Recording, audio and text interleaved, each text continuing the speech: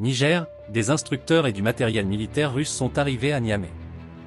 Des instructeurs et des officiers russes sont arrivés, mercredi 10 avril, au Niger, qui a également réceptionné sa première livraison de matériel militaire russe, a annoncé, jeudi soir, la télévision publique nigérienne. Nous avons assisté à l'arrivée à Niamey d'un Ilyushin 76, un gros porteur russe, transportant du matériel militaire de dernière génération avec à son bord des instructeurs du ministère russe de la Défense, a annoncé la télévision publique Télé Sahel.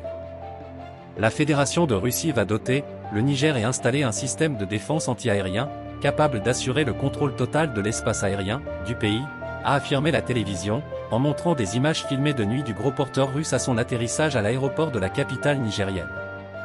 Aucune indication n'a été donnée sur le système de surveillance aérienne livré. S'agit-il du système S-400 Triumph ou du S-300? Les instructeurs militaires russes, dont le nombre n'a pas été précisé, assureront une formation de qualité aux officiers et sous-officiers nigériens pour une utilisation efficiente de ce système de surveillance aérienne, a affirmé Télé Sahel. Un officier supérieur russe a déclaré à la télévision, je cite, « Nous sommes ici pour former l'armée du Niger et l'aider à utiliser le matériel militaire qui vient d'arriver. C'est du matériel de différentes spécialités militaires et nous sommes ici pour développer la coopération militaire entre la Russie et le Niger. » Rappelons que le 26 mars, le général Abdourahmane Tiani s'était entretenu au téléphone avec le président russe, Vladimir Poutine, pour discuter notamment du renforcement de la coopération sécuritaire entre Niamey et Moscou, avait précisé un communiqué officiel nigérien.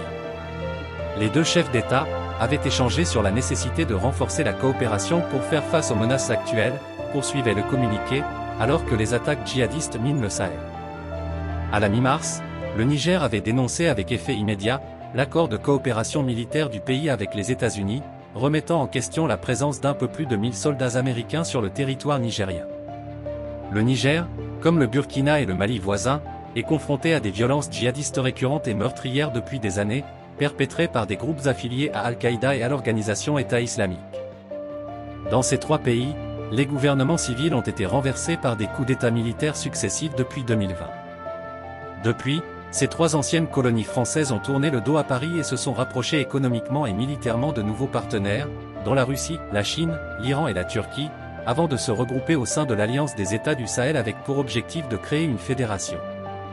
À la mi-janvier, la Russie avait déjà annoncé avoir convenu d'intensifier sa coopération militaire avec le Niger. Une délégation russe s'était rendue à Niamey en décembre 2023 pour discuter avec les militaires nigériens. Des accords sur le renforcement de la coopération militaire avaient alors été signés.